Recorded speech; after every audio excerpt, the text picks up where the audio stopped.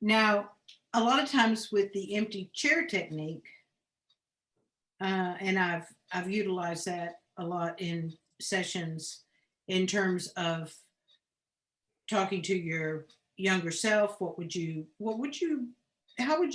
at your age Mhm. you be guiding, or what are the things that you would say to this 4-year old version of you? But Mhm. also a lot of times with the empty chair technique, we are talking to the other person who we've had the long-term residual conflict with. Mhm. That relationship is replaying itself in this circular pattern and replaying itself in our present relationships. Yep. And sometimes it's working, sometimes it's not. What are ways that it works? How do you, I mean, because that's a good concept to look at that, to say that these, sometimes these things can be um, effective, and then sometimes these things can be very destructive. I wish I had time. I have a really good graphic. Um, Well, I have a feeling that we might be continuing this because this is a subject that is keeps appearing and coming up. So yeah.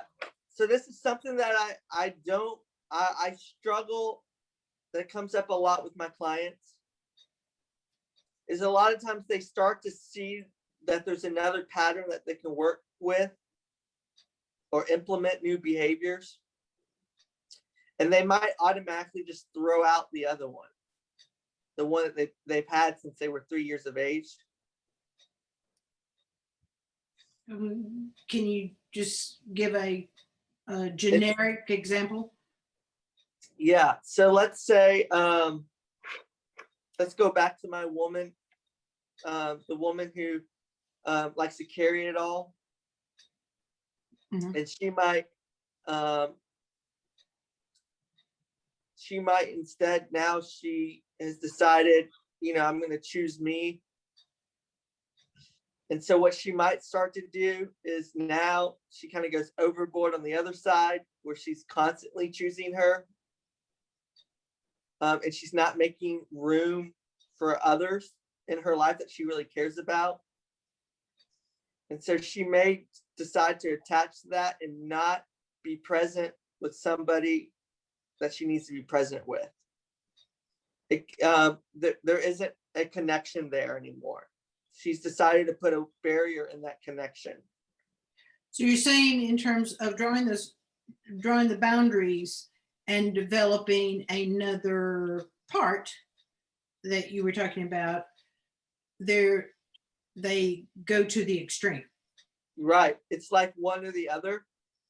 Oh, And okay. they get into this polarized view dichotomy. Okay, right. And I have to tell her, no, no, no. You learned this at 3. You got good at it. Why are we going to take it away? We need that as well. We still need it. So I always talk about how it's actually, sometimes it can be plaid, where white and black can exist on the same shirt. And you can actually just choose which one to use in that moment, even though they both exist together. So what does it look like to be more integrated? That you can be the same person fulfilling both roles at the same time to a certain degree or level, but Yeah, not at one extreme or the other. right. And we're I not like looking that at shirt analogy about the plaid. Okay, that's good. we're not looking at whether or not something is good and bad. Exactly. Okay. I like to use the words, we're looking at the difference between escape and chase. Escaping Escape. isn't Escape, chase. and chase. Okay. Escaping isn't bad. Escaping is a needed thing. Escape is when the house is on fire, you got to go. Right. Chase is like what's important to you, what's going to drive connection, what's going to drive vulnerability. You're going to chase after that. It's a belief, it's a value that you want and you desire, so chase it. What are behaviors that look like a chase? What are behaviors that look like an escape? And neither one is good and bad. I just don't want you to automatically go to escape every time. I don't want you to automatically go to chase every time. I want you to come center as the integrated self and decide what it looks like to go one direction or another, and how far one direction you need to go or how far the other direction you need to go.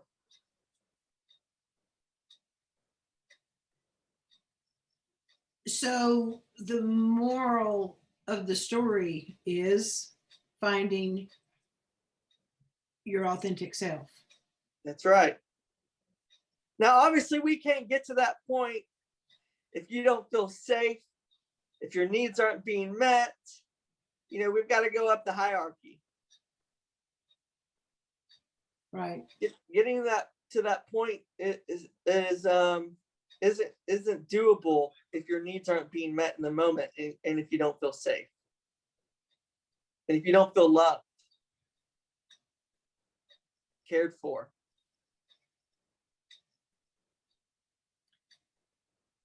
And finding that authentic self is part of learning self-love.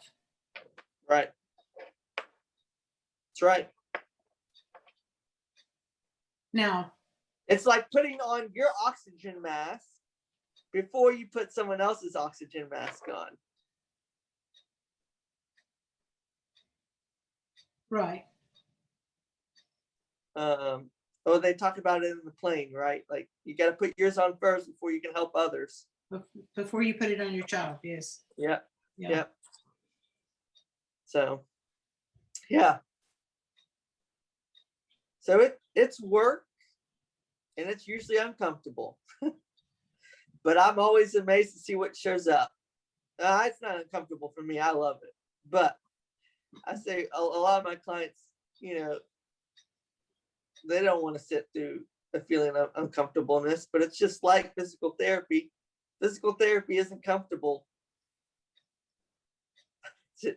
Well, I say that, and then I have a client that says, man, I really enjoyed physical therapy the other day.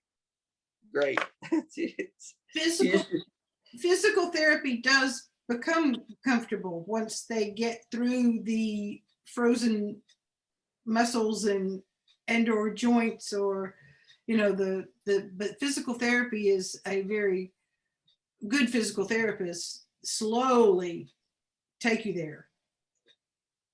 And when that muscle or joint starts loosening up, and then it begins to be like, oh, this feels good. I've got a range of movement now. Yep. I'm a big promoter of physical therapy, just as a side totally there, but that's a good example to use. But of course, we do have to say that in the event that someone is in a dangerous situation, or in a situation that there could be harm to self or others, the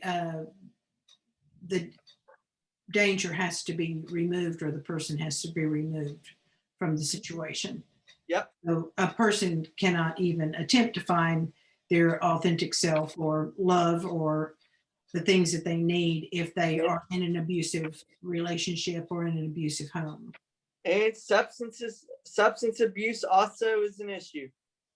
And that is something I would really like to focus on or not focus on, but talk about, because you and I have both done pretty extensive addictions work.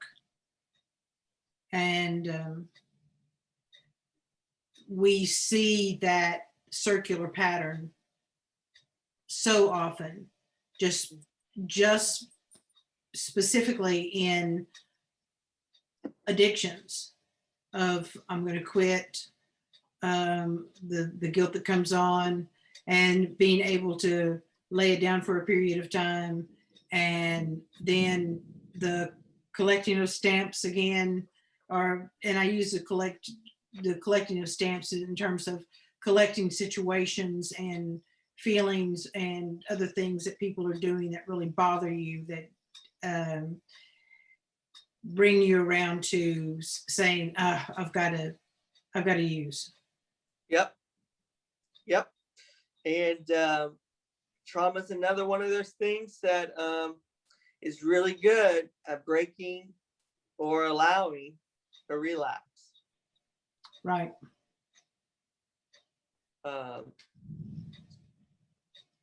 Yeah. And so that's always it.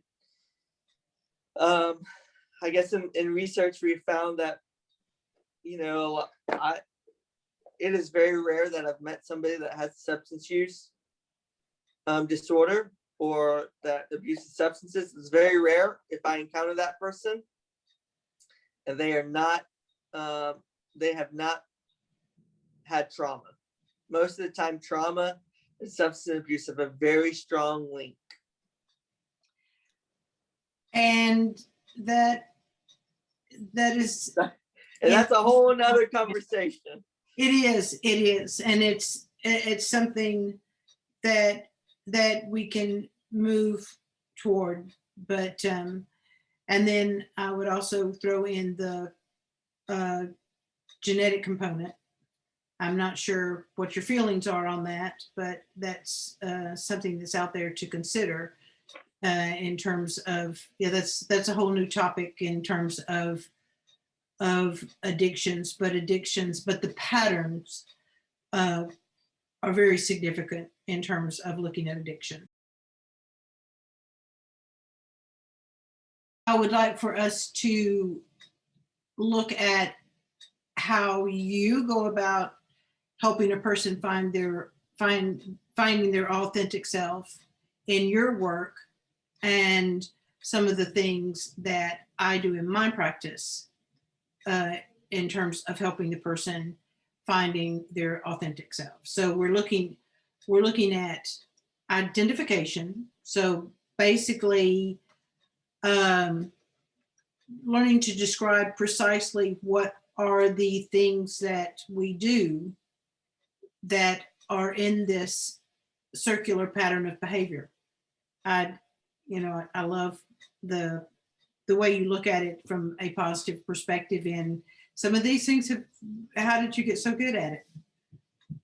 And yeah, and how it can be, how it can have some positivity to it.